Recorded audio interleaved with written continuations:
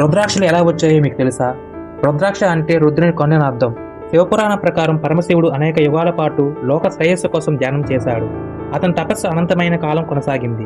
కొన్ని వేల సంవత్సరాల తర్వాత శివుడు తన ధ్యాన స్థితి నుండి బయటికి వచ్చి తన కళ్ళును తెరిచాడు.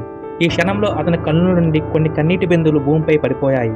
ఆ కన్నీటి బిందువులు భూమిని తాకిన ప్రదేశంలో కొన్ని పవిత్రమైన వృక్షాలు మొలిచాయి. ఇవే రుద్రాక్ష వృక్షాలు. ఈ వృక్షాల నుండి వచ్చిన రుద్రాక్షలు భగవంతుని దివ్యకృపను కలిగి ఉండి శివుని ఆశీర్వాదంగా భావించబడ్డాయి. అప్పటి నుండి భక్తులు రుద్రాక్షను ధరిస్తూ పవిత్రతను, ఆధ్యాత్మిక శక్తిని పొందేందుకు ప్రయత్నిస్తూ ఉంటారు. రుద్రాక్షలు ధరించడం వల్ల రక్తపోటు, మధుమేహం, మానసిక ఒత్తిడి తగ్గుతాయని, నెగిటివ్ ఎనర్జీ దరిచేరనేదని, ధన వైభవం, విజయం సిద్ధిస్తాయని, శివుని ఆశీర్వాదం ఎల్లప్పుడూ భక్తునిపై ఉంటుందని పురాణాలు చెబుతున్నాయి.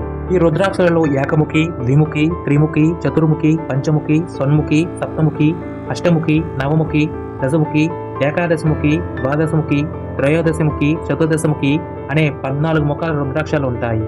రుద్రాక్ష ఏదైనా సాక్షాత్ శివస్వరూపమే, ఇందులో సందేహం లేదు.